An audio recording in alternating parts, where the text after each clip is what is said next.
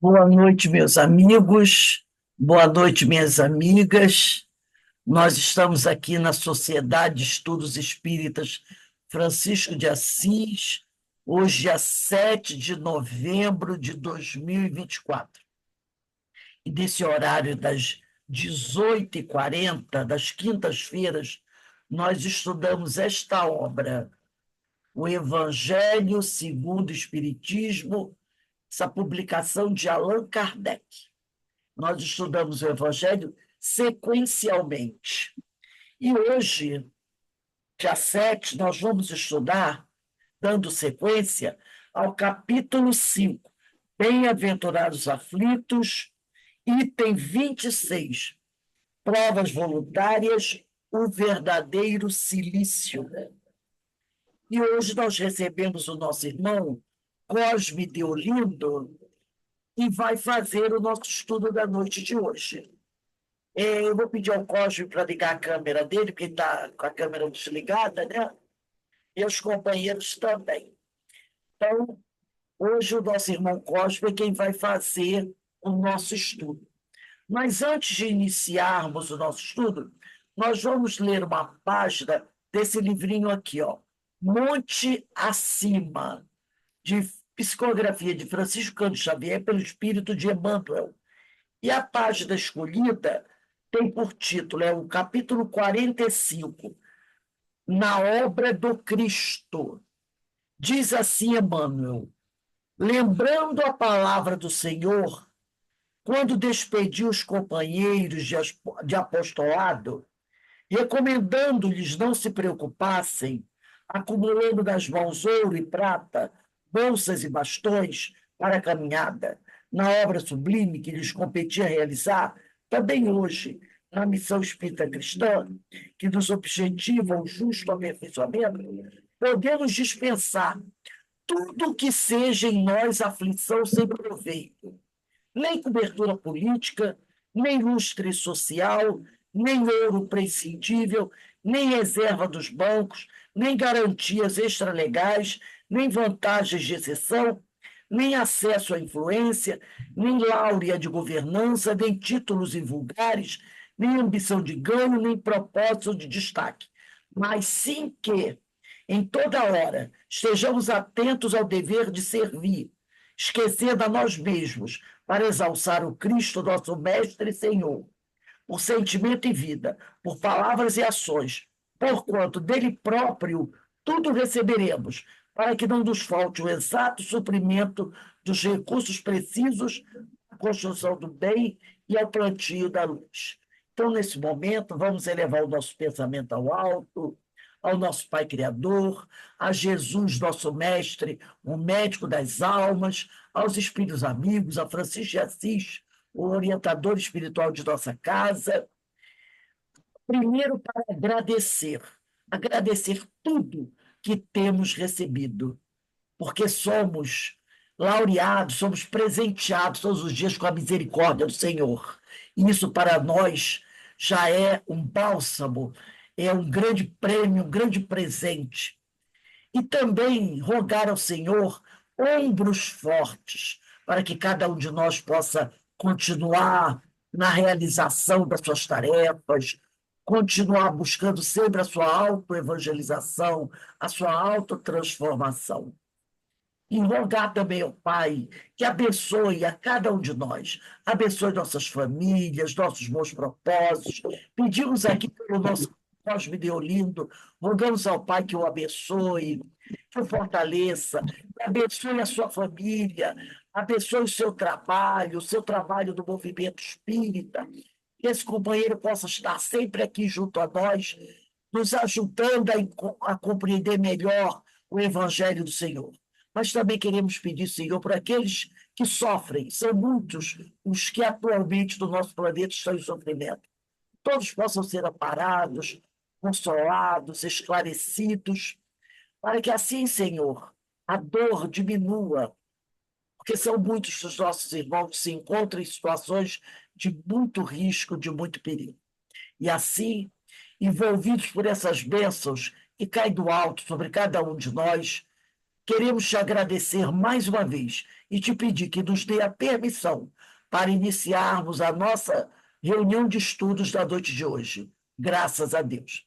Meu irmão Cosme, a palavra está com você. Você tem até 7h30, sempre está de mais 5 minutinhos, até 7h35, 7h40, para fazer as suas reflexões. E o Senhor continue a te abençoar e abençoe também a todos nós.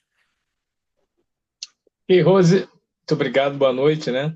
Boa noite a todos os nossos irmãos que nos acompanham ao vivo, aqueles também que nos acompanharão através do compartilhamento desta transmissão, e que todos nós sejamos abençoados por essa oportunidade. Eu já de antemão já agradeço por estar aqui com os amigos. É sempre interessante a gente refletir um pouco sobre o Evangelho de Jesus à luz da doutrina espírita, então fica muito mais interessante que já trilhamos no movimento buscando a ação dessa doutrina tão consoladora e esclarecedora que é a doutrina dos espíritos. Hoje nós temos a oportunidade de conversar com os amigos a respeito da terceira obra da codificação espírita, ou seja, o Evangelho segundo o Espiritismo. Provavelmente, como vocês estudam o livro em sequência, alguns companheiros nossos já devem ter passado por aqui e já ressaltaram a questão do livro estar fazendo 160 anos nesse 2024, muito provavelmente. É uma obra que a gente tem sempre que ressaltar, Rose, todos os grupos que a estudam, porque, por incrível que pareça, apesar de ser uma obra extremamente importante e muito interessante para os nossos esclarecimentos e o nosso desenvolvimento ético, moral, espiritual, ela é pouco estudada. Estudada, sim. Eu digo isso pelo seguinte, porque são poucas as casas e os grupos que fazem o estudo detalhado, debruçado em cima dos capítulos, dos 28 capítulos que a compõem. Normalmente, nas casas espíritas, os companheiros a utilizam como, às vezes, leitura de preparo, né? Após aquela leitura de ambientação, antes da gente executar um trabalho. Mas ela é, efetivamente, uma obra que deve ser estudada como o Livro dos Espíritos, né? O Livro dos Médiuns, o próprio O Céu e o Inferno, e a Gênese, né? Os Milagres e as Predições, né? Segundo o Espiritismo. Ela também deve ser estudada. E é bastante louvável quando a gente encontra grupos que vêm ressaltar essa importância. Porque o Evangelho segundo o Espiritismo não é uma obra que ela deve ficar de lado. Ela é necessária para que a gente possa, todos os dias, estar levantando e buscando aquilo que nós viemos aqui fazer, a nossa reforma íntima. Ela pode, normalmente, ser lida, como nos orientam os amigos do atendimento fraterno, ao levantarmos, né? Quando a gente começa um dia de lutas, de estudo, de trabalho, das nossas vicissitudes do dia a dia, ou mesmo ao deitar, para que a gente possa ter as melhores descanso para o corpo físico e as melhores companhias para a alma, que com certeza todas as noites nós saímos do corpo e vamos procurar os lugares e as pessoas que nos estão afins, né? Então é sempre muito interessante quando a gente fala dela. Agora, eu não sei se os amigos que passaram aqui comentaram como surgiu o Evangelho segundo o Espiritismo. Ele foi publicado em 1864, em meados de abril de 1864. Muita gente até nem sabe quando ela foi publicada, em que mês, mas foi meados de abril de 1864. Ela sai, a princípio, com o nome de Imitação do Evangelho. Ela não tinha esse nome que nós conhecemos, o Evangelho segundo o Espiritismo. Ela surgiu como Imitação do Evangelho. E um ano depois, Allan Kardec, orientado pelos amigos espirituais, vai alterar o nome para o título como nós conhecemos nos dias atuais, o Evangelho segundo o Espiritismo. Agora, é interessante também quando a gente faz uma regressão, por que o Evangelho segundo o Espiritismo surgiu nessa época? Qual era o contexto da França naquele momento, da Europa, do que se passava? Em 1864, século XIX, nós temos uma França muito ebuliçada por várias situações, situações econômicas, sociais, políticas, situações que vinham desde a queda da Bastilha, né, no século XVIII, e de uma própria descrença do povo francês que durante muito tempo seguiu os preceitos do catolicismo, da Igreja Católica, mas que estava muito descontente com o clero e os poderosos, aqueles que eram os responsáveis por comandar o país, o povo. Veja que o Evangelho segundo o Espiritismo ele vai surgir somente a partir do momento que o imperador Napoleão I vai fazer um acordo no início do século XIX, 1801, com o Papa, com a Igreja Católica, porque até então a Igreja estava jogada de lado. E a partir desse momento que ele faz esse acordo, é que novamente as igrejas começam a, de uma certa forma, adentrar dentro da sociedade e na vida do povo francês. Então, Allan Kardec é orientado, quando ele publica o Livro dos Espíritos em 1857 e o Livro dos Médiuns em 1861, a preparar esta obra que é o Evangelho segundo o Espiritismo, que vem a lume em 1864, abril de 1864. Esta obra, Rose, ela é tão importante para os amigos espirituais que Kardec recebeu uma mensagem do alto, dos amigos espirituais, que pedem que a obra ela precisava ter um conteúdo de muita concentração. Então, Kardec, que era um morador de Paris, ele se afasta um pouco da cidade Luz e vai para uma região de Saint-Andrés, que é uma região praiana, onde ele aluga uma casa e vai lá meditar sobre as passagens. Veja o seguinte, a obra praticamente já estava pronta e no início de 1864. Porém, os amigos espirituais pedem para que ele vá revisar a obra. E a obra sai, de fato, a partir dessas reflexões em Santo Andrés, nos 28 capítulos que nós conhecemos hoje, ela saiu com menos 4 capítulos. Né? Em 1864, ela não saiu com um título que nós conhecemos, o Evangelho segundo o Espiritismo, saiu com a imitação, e não saiu com 4 capítulos que nós conhecemos hoje. Esses capítulos, de uma certa forma, apesar deles não estarem lá escritos, se me falha a memória, não ponhais a candeia debaixo do alqueire, né? Estranha moral, buscai e acharei, e tem mais um capítulo também que não saiu, dai de graça o que de graça recebeis.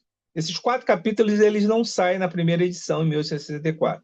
Eles só vão surgir em 1865. Embora as ideias que estão contidas dentro desses capítulos elas já eram um pouco divulgadas dentro dos outros que saíram primeiro, dos 24. E quando ela sai, ela tem uma aceitação muito boa, o Evangelho segundo o Espiritismo.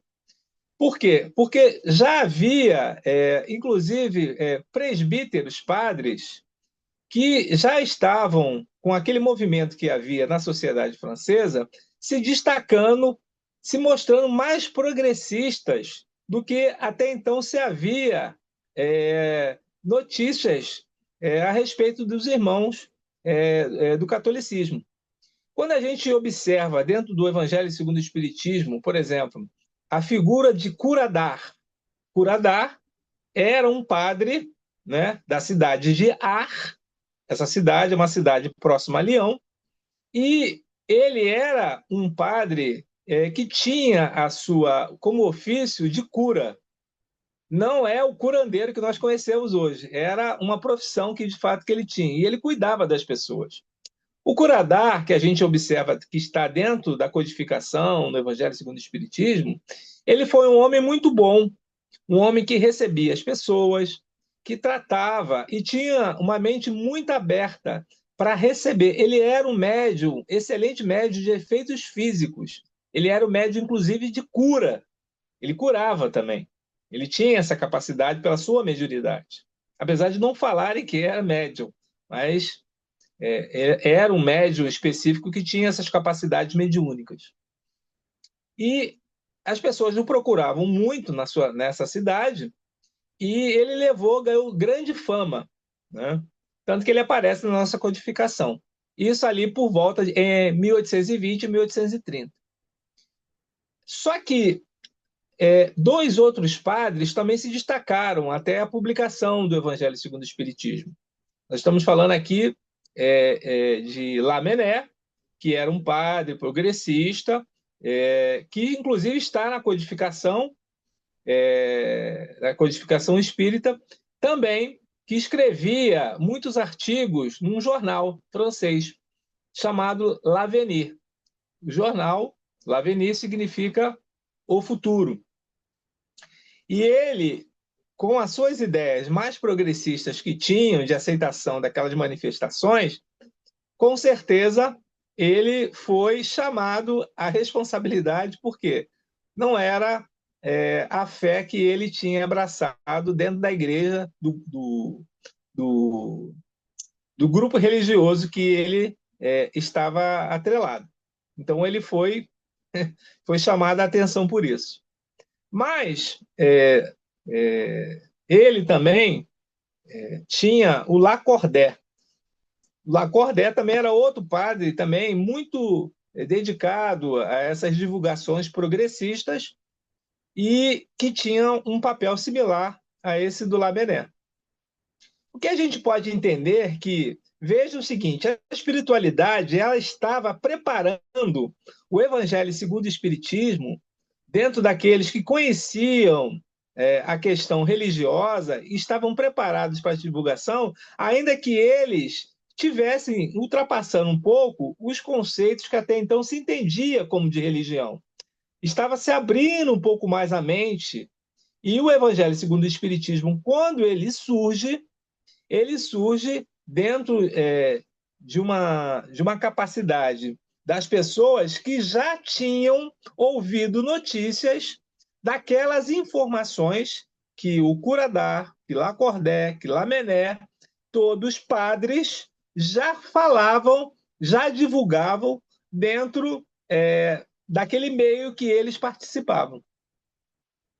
E quando o Evangelho segundo o Espiritismo surge, né, ele vem trazer para todos nós algo muito importante, que é efetivamente aquilo que nós buscamos quando a gente chega aqui na Terra, que é a nossa transformação moral, a questão da ética, a questão daquilo que nós devemos nos reformar. É essencialmente uma obra calcada nos ensinos de Jesus. O Evangelho segundo o Espiritismo, ele trabalha a moral do Cristo. É o que a gente observa quando o Espírito de Verdade ele faz, na abertura, na página inicial, quase na contracapa do livro, informar que os Espíritos do Senhor, né, tocam as trombetas e convida para dançar, para a dança, para todos participarem desse grande banquete, dessa grande festa, que vai ser efetivamente as informações que estarão divulgadas dentro deste livro.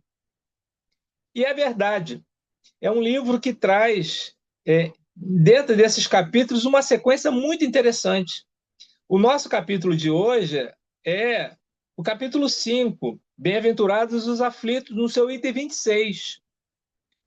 Mas se a gente pegar o escopo da obra, desde o momento em que não vim destruir a lei, e era exatamente aquilo que Jesus afirmou, para aqueles que diziam que Jesus, por ser um judeu, estava querendo destruir aquilo que Moisés e os profetas haviam falado, e ele diz absolutamente que não é dessa forma, mas sim que veio colocar, dar cumprimento à lei, mas num novo entendimento para que as pessoas pudessem, de fato, estarem envolvidas e entenderem aquilo que o Pai, como ele nos explicou e nos ensinou como deve ser chamado Deus, para que nós pudéssemos estar mais próximos a ele. Então, essa obra, ela tem uma sequência, não é uma sequência lançada ao acaso, é uma sequência que ela tem um propósito. Desde o não vim destruir a lei, né? Como há muitas moradas na casa do Pai, capítulo 3, né? Todos esses capítulos, até quando a gente vai comentar o capítulo 5, e após o capítulo 5, o capítulo 6, sendo que esse capítulo 5 é um dos capítulos maiores da obra do Evangelho segundo o Espiritismo. E Allan Kardec teve tanto cuidado ao receber as informações dos espíritos que ele, meticulosamente, ele vai dar as informações orientadas pelos benfeitores amigos do plano espiritual superior e vai colocar aquilo que ele foi orientado, mas também vai colocar as informações diretas dos espíritos. Quando ele fala, na maioria dos capítulos, naquela parte que ele chama as instruções dos espíritos. Em cada capítulo, praticamente nos 28, não em todos, tem instruções dos espíritos. Se o irmão que nos acompanha nesse momento tiver a oportunidade de buscar em cada capítulo, vai ter lá instruções dos espíritos. As instruções dos espíritos, Allan Kardec não mexe naquilo que os espíritos ditaram para os médiuns. Ele coloca lá essas informações e as mesmas referem-se como aquele espírito entende o item principal do capítulo. Então, por exemplo, são vários espíritos que estão ditaram mensagens no capítulo 5, né? E esse capítulo 5, no item 26, quem vai dar a orientação, que tem o título Provas Voluntárias, o verdadeiro silício, é um anjo guardião. Uma mensagem que foi ditada em 1863. E essa mensagem é uma mensagem que, às vezes, nos causa um pouco de estranheza, né? Quando ela diz o seguinte: provas voluntárias, o verdadeiro silício.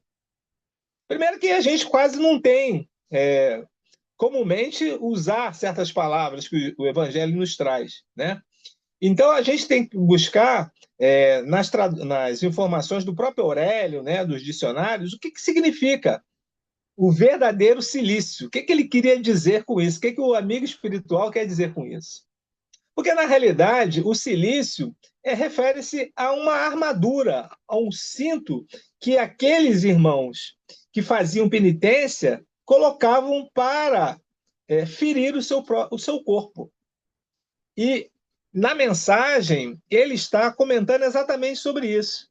Será que é importante o espírito sofrer, provocar esse sofrimento, ou seja, buscar sofrer, ou seja, aniquilar, subjugar a matéria, o corpo físico, a fim de estar mais próximo de Deus? Ou seja, o sofrimento, será que é esse o entendimento? E a gente vai observar, Rose, que a própria Bíblia, quando você pega o Velho Testamento, você tem obras magníficas que vão abordar essa situação da questão do sofrimento. O nosso irmão Milton Menezes, um companheiro, amigo, ele lançou o livro que fez muito sucesso há uns 10 anos atrás, chamado O Sentido do Sofrimento. E o sofrimento ainda é algo que o ser humano ele busca entender por que ele sofre. Quando Milton Menezes escreve esta obra, O Sentido do Sofrimento, foi uma obra que fez extremo sucesso. Por quê? O Milton vai dar as informações, ele como psicólogo, né, como espírita, vai dar as informações segundo a luz do espiritismo, segundo a doutrina espírita.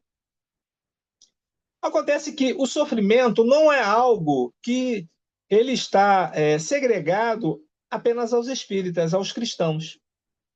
O sofrimento da humanidade, do ser humano. Não somos nós, no século XXI, os únicos que sofremos até hoje. Isso sempre foi algo que as civilizações sempre buscaram. Quando eu falei da Bíblia e que você vai buscar textos que estão associados a essa questão do sofrimento, eu estou me referindo aos livros chamados livros sapienciais, da literatura sapiencial. Estou me referindo a 5 livros, 5 obras específicas. Provavelmente alguns já leram, já ouviram falar, ou têm uma ideia do que seja. Aquele livro de Provérbios, livro de Jó, o livro do Eclesiastes, né, o Coelet, o livro do Siracida, Eclesiástico, e o livro de Sabedoria. A maioria das pessoas coloca ainda o livro dos Salmos e o livro dos Cânticos como livros sapienciais, mas não são. Esses livros sapienciais, essas 5 obras, são obras que nos trazem o entendimento de civilizações muito antigas, os egípcios, os sumérios, os assírios, que já falavam como o homem deve buscar o entender o sofrimento. Ainda que cada uma delas tivesse uma resposta para a questão da divindade, de Deus. A maioria não tinha, todas elas não tinham um único Deus, tinham vários deuses. Mas o sofrimento já era algo que eles buscavam entender o porquê.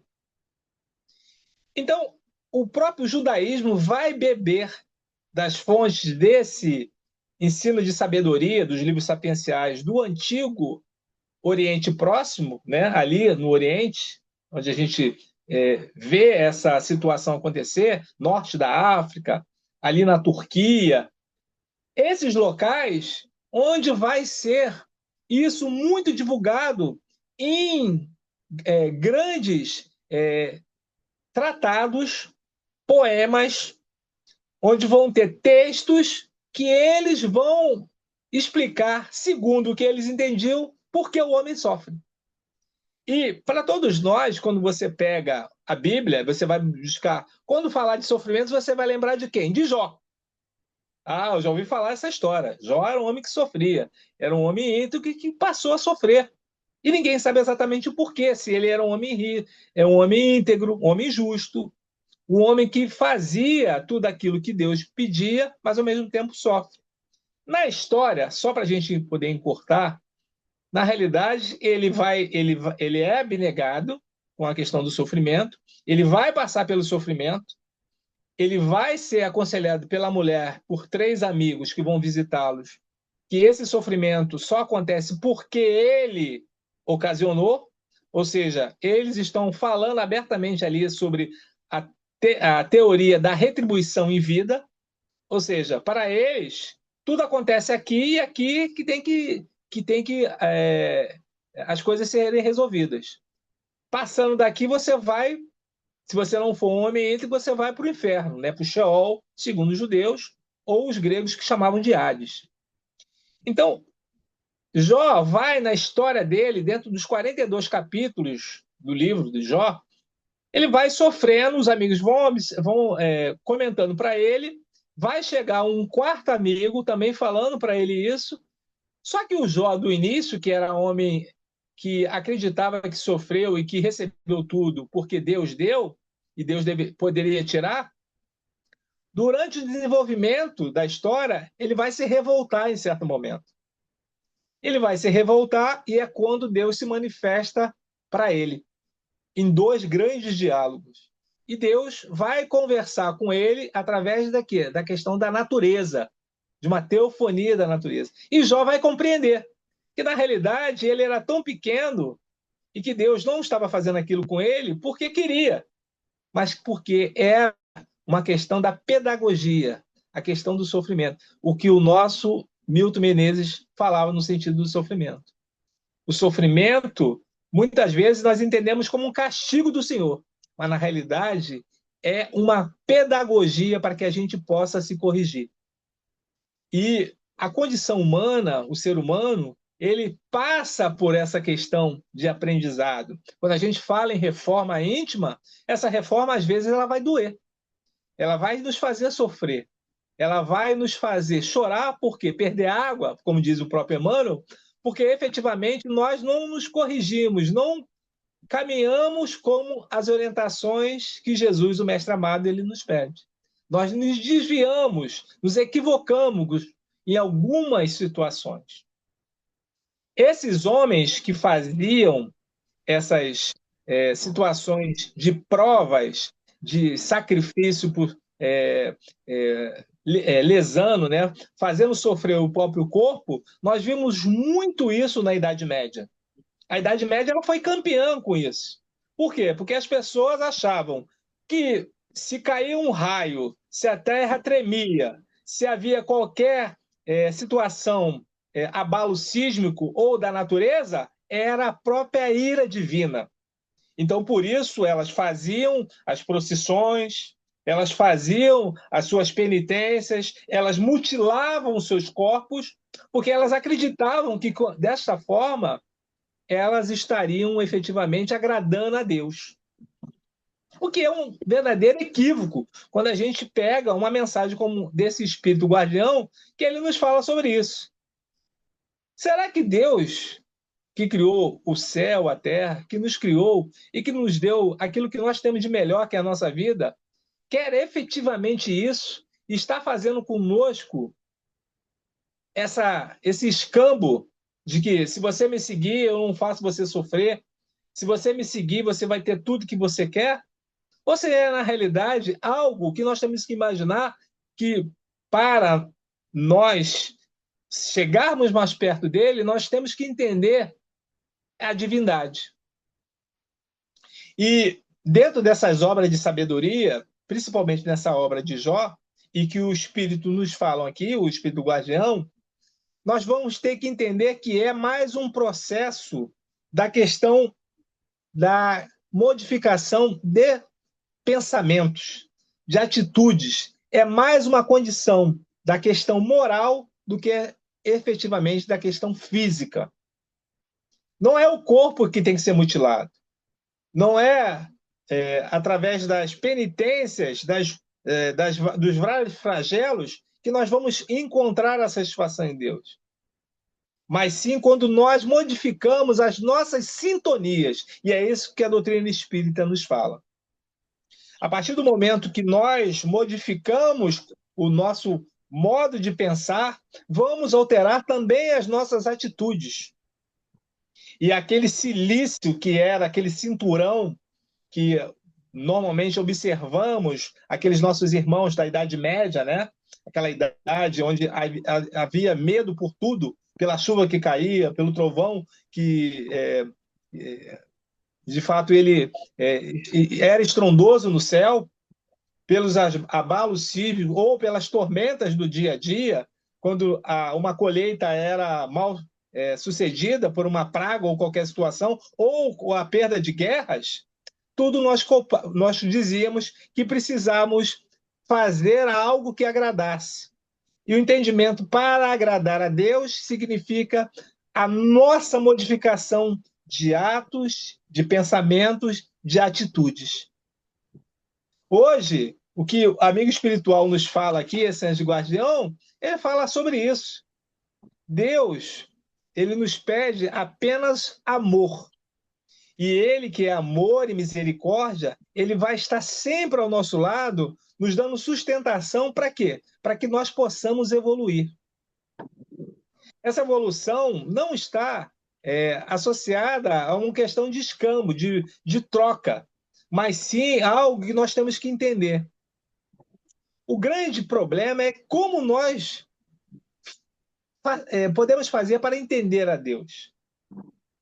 E Deus está presente em tudo, né? Segundo os amigos espirituais, ele é imanente, ou seja, é para dentro e é para fora, é transcendente. E Deus se manifesta através da sua criação. Todos nós somos criações divinas, somos criações dele. Tudo que ele criou, o mundo inteiro é criação.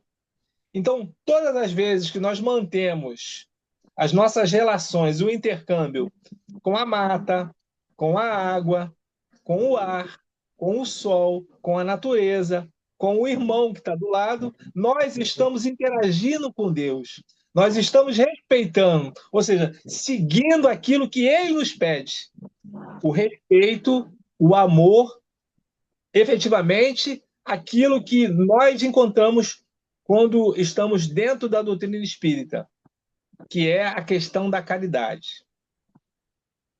A caridade, ela é necessária porque significa que é algo que nós efetivamente conseguimos alcançar. O entendimento que para nós nos elevarmos precisamos amar. E ainda que seja uma caridade no sentido material, ela é necessária. Mas ela também não precisa ser feita apenas nesse sentido material. Ela também tem o seu escopo quando você faz a caridade moral. Quando você escuta aquele irmão que está agoniado e que te procura para poder ter um ouvido para falar das suas agonias. Quando você encontra alguém e dá simplesmente um abraço naquele momento de maior dificuldade, como, por exemplo, num velório, num sepultamento. Quando você efetivamente aperta a mão e diz que está com aquela pessoa que lhe pede ajuda por o que der e vier, que pode contar contigo. Isto é caridade. E essa caridade, dentro daquilo que os amigos espirituais nos falam em O Livro dos Espíritos, lá naquela questão 886, quando Allan Kardec pergunta aos amigos espirituais qual é o sentido da palavra caridade segundo a qual entendia Jesus. E eles respondem: benevolência para com todos, indulgência para com as imperfeições alheias e o perdão das ofensas. Benevolência para com todos. O ato de ser benevolente é o ato de você trabalhar em favor de alguém, do próximo, independente de quem quer que seja, inclusive de um desafeto. Trabalhar no bem é aquele trabalho que nós fazemos dentro das casas espíritas, dentro das organizações do terceiro setor, dentro do nosso próprio trabalho, quando no dia a dia nós auxiliamos, trabalhamos para alguém, prestamos um favor. Isso é trabalho no bem. A indulgência para com as imperfeições alheias é efetivamente aquilo que Deus tem por todos nós, a misericórdia. Deus é misericordioso o tempo inteiro conosco, porque Ele entende a nossa fraqueza, sabe que efetivamente nós só podemos dar aquilo que nós temos para dar, para doar. Aquilo que nós não temos, Ele sabe que nós não vamos poder doar, porque Ele efetivamente já passou. E a gente ainda, se a gente não conseguiu ter esse material maravilhoso para ser indulgente, a gente não vai conseguir dar essa misericórdia. E por incrível que pareça, a misericórdia ela é tão importante que ela faz parte dentro daquele maior discurso de Jesus aqui na Terra, quando ele vai subir ao monte e vai divulgar o sermão das bem-aventuranças, o sermão da montanha. Bem-aventurados os misericordiosos é a quinta bem-aventurança, porque alcançarão misericórdia. E é isso que está dentro da divulgação do Sermão dos Montes. E quando ele arremata essa conceituação de caridade, falando que perdoar talvez seja a grande dificuldade da maioria de nós, ou de todos nós, porque ainda como espíritos muito embotados em nossos erros, em nossas dificuldades, muitos ainda que vivemos a nossa infantilidade espiritual, ainda temos grande dificuldade de olhar para o outro e dizer: meu irmão, eu te perdoo. Porque aquilo bate tão forte ainda como um ressentimento, algo que a gente tenta até fazer, mas é tão difícil e que muitas vezes muitos dizem que não sabem efetivamente quando é que perdoou. E nós podemos afirmar que, aprendido com alguns amigos do movimento espírita, um irmão de São Paulo, e disse que ele sabe que perdoou a partir do momento quando aquela situação que lhe gerou um mal-estar, um dissabor, algo que não foi agradável naquele momento que aconteceu, ele consegue lembrar daquele fato e aquilo não lhe causar mais nenhum tipo de dor. Muito pelo contrário. Ele até sorri, ele passa por aquilo de uma maneira muito simples. Significa que ele perdoou. E é verdade. Perdoar não é simplesmente a gente tirar do nosso caminho, tirar das nossas vistas, mas sim efetivamente reencontrar com aquela situação e estar superior àquilo, achando que aquilo não, de fato, não lhe afeta mais em nenhum sentido. E quando nós temos nesse capítulo, capítulo 5, Jesus afirmando: bem-aventurados os aflitos, porque ele sabe que a vida de todos nós é uma vida de aflição. Mas Jesus traz para todos algo que nós devemos sempre buscar. Devemos buscar a fé nele e que nós podemos sim, temos tudo para modificar, temos tudo para passarmos nesta encarnação da melhor maneira possível. A partir do momento que nós alterarmos os nossos pensamentos, as nossas situações em relação ao próprio ser que nós somos. Pela misericórdia divina, nós temos tudo, todas as oportunidades para assim fazer. E se ainda não fazemos, é porque ainda não entendemos que o Evangelho, esse Evangelho que nos chegou a partir desse século XIX, e temos em nossas mãos nos dias atuais, que está fazendo 160 anos nesse ano, é, na realidade, um manancial de luzes que pode espargir não só para as nossas vidas, mas para a vida daqueles que nos cercam e daqueles que estão sempre conosco ao fazermos as nossas leituras, as nossas reflexões, que é isso que eles nos pedem. E esse Espírito, ele fala exatamente sobre isso. Nós não temos que buscar sofrimento, temos que buscar, sim, sempre o alívio, porque a misericórdia, ela deve sempre estar presente. Sofrer simplesmente porque aquilo nos pede para que nós possamos demonstrar para os outros que nós somos maiores do que os demais, é simplesmente uma forma de orgulho que nós nos apresentamos. Então, se flagelar, se mutilar, se chegar nas piores situações em cima do corpo físico e também do corpo da forma do pensamento psíquico, ou seja, aquele que recebe uma situação e fica muito mal, muito triste, acabado, arrasado, não nos levará a nada. As nossas modificações, os amigos espirituais estão ao nosso lado para que nós possamos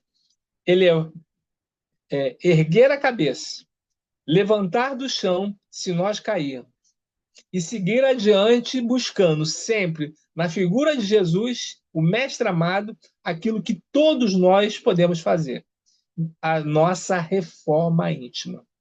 Essa reforma íntima, ela deve ser sempre uma reforma moral, porque é o que toda essa obra ela nos pede. Uma modificação em atitudes, em atos, em pensamentos, estrutural. Porque uma coisa é você aprender na teoria, outra coisa é você colocar na prática. E a prática é todo dia que nós levantamos e saímos para trabalhar, saímos para fazer os afazeres normais que nós temos. E quando nós temos o quê? O dia a dia, quando encontramos todos aqueles que às vezes nos colocam por situações mais duvidosas, mais difíceis. É nesse encontro, nesse interagir entre ideias opostas, ideias diferentes, que nós vamos conseguir colocar em prática, de fato, aquela teoria que nós observamos dentro do Evangelho segundo o Espiritismo, das orientações que os benfeitores amigos nos trazem, e que, de uma certa forma, todos nós, ainda que não temos ainda as forças necessárias para colocar em prática, nós vamos aos poucos, paulatinamente, conforme o apóstolo Paulo ele mesmo diz, porque eu não faço, porque eu faço todo o mal que não quero e o bem que eu faço, esse sim eu não faço, né? Porque eu faço todo o mal que eu não quero e o bem que eu quero, esse sim eu não faço. Então, é de fato algo muito nos faz refletir dentro da natureza que nós somos seres humanos, mas ainda necessitados principalmente dessas reflexões. O mal que nós já conhecemos, que nós já sabemos que existe, que nós já sabemos que não devemos buscar, que nós devemos nos desviar, ele é tão fácil nós executarmos, e todo o bem que também nós conhecemos, nós não conseguimos aplicar efetivamente no dia a dia. Mas é um exercício diário, é um exercício que, como nos dizem os amigos espirituais, a natureza não dá saltos. Ninguém passará de espírito imperfeito para espírito puro de uma hora para outra. Será no desenvolver, no progresso da humanidade, que nós, ainda que caminhemos com passos de formiga, um a um, nós vamos alcançar a essa nossa elevação. E o Evangelho segundo o Espiritismo é exatamente isso. É um atalho para que a gente possa buscar essas luzes, dessas reflexões, para que nós possamos entender que, efetivamente, nós precisamos mudar, modificar e colocar referência. Primeiro, trazendo humildade, porque nós não devemos trazer nenhum tipo de situação que nos coloque à frente de ninguém, porque nós não somos melhores do que ninguém. E simplesmente porque nós, como espíritos imortais que somos, estamos a caminho. Nessa caminhada, que é uma caminhada que vai levar muito tempo, mas ao mesmo tempo que vale muito a pena. Porque o Evangelho de Jesus é para todos nós, como ele mesmo diz, o caminho, a verdade e a vida. Eu gostaria de terminar essa nossa explanação, essas reflexões, né, que nós colocamos aqui para os irmãos, com um texto que está dentro do livro do Eclesiastes, que é um versículo que as pessoas conhecem e às vezes nem sabem, às vezes recitam, e às vezes nem sabem que do Eclesiastes, mas é algo que nos traz assim uma reflexão muito boa para a questão da modificação. Ou seja, há tempo para tudo. O livro de Eclesiastes está no Velho Testamento e é o capítulo 3 desse livro. Eclesiastes, também conhecido como Coelet, tá? Capítulo 3, a morte. Há um momento para tudo e um tempo para todo propósito debaixo do céu. Tempo de nascer e tempo de morrer. Tempo de plantar e tempo de arrancar a planta. Tempo de matar e tempo de curar. Tempo de destruir e tempo de construir. Tempo de chorar e tempo de rir. Tempo de gemer e tempo de bailar. Tempo de atirar pedras e tempo de recolher pedras. Tempo de abraçar e tempo de se separar. Tempo de buscar e tempo de perder. Tempo de guardar e tempo de jogar fora. Tempo de rasgar e tempo de costurar. Tempo de calar e tempo de falar. tempos de amar e tempos de odiar, tempo de guerra e tempo de paz. Que nós possamos, através dessas reflexões do tempo, possamos entender que tudo há o seu tempo, inclusive o tempo com as nossas próprias delimitações. Que Jesus, o Mestre amado, possa nos envolver a todos, hoje, agora e sempre, que assim seja, graças a Deus. Muito obrigado, meu irmão. Eu estou aqui com o Eclesiástico, né? Tempo para tudo, tudo tem o seu tempo determinado, né? E há tempo para todo propósito debaixo do céu. Então, realmente, há tempo para tudo. Basta que nós realmente acionemos aquela grande potência humana chamada vontade. Essa grande potência, né? A vontade. E tudo será realizado, porque, como diz Eclesiastes, há tempo para tudo. Então, que Deus nos abençoe. Muito obrigado por essa reflexão que você trouxe para a noite de hoje. O falar do Evangelho, que é tão importante, né? Relembrando esses 160 anos, e que todos nós possamos realmente mergulhar nesse Evangelho, buscar nele a nossa essência, os ensinos de Jesus, né? Esse conhecimento que ele nos deu para que pudéssemos fazer essa nossa trajetória, como diz lá na questão 112 do Livro dos Espíritos. Deus nos criou simples e ignorantes para crescermos, trabalharmos e um dia podermos nos aproximar dele. Então, que todos nós, né, aproveitemos dos conhecimentos do Evangelho para cumprir com essa missão que o Senhor nos deu e que, com muita vontade, com muito amor, com certeza realizaremos. Então, foi muito bom te ouvir. Muito bom te ouvir. Eu Eu que agradeço. espero poder contar com a sua presença em nossa casa mais vezes, para que possamos continuar refletindo, porque somente através da reflexão vamos crescer. Tá bom? Obrigado, Rose. Então, meus amigos, nós estamos encerrando aqui o nosso estudo da noite de hoje. Eu acredito que todos vocês tenham gostado também, como eu gostei. Muita reflexão, muita coisa para a gente pensar, né? Que o Senhor nos abençoe, que o Senhor nos fortaleça. Então, vamos encerrar a nossa reunião da noite de hoje. Eu vou pedir para a nossa irmã Denise fazer a nossa prece de agradecimento. Denise, por favor.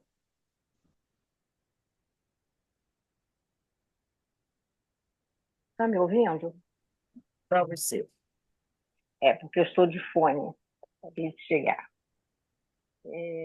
Mas estava ouvindo pelo caminho. Muito obrigada, Cosme Violino, por seus esclarecimentos.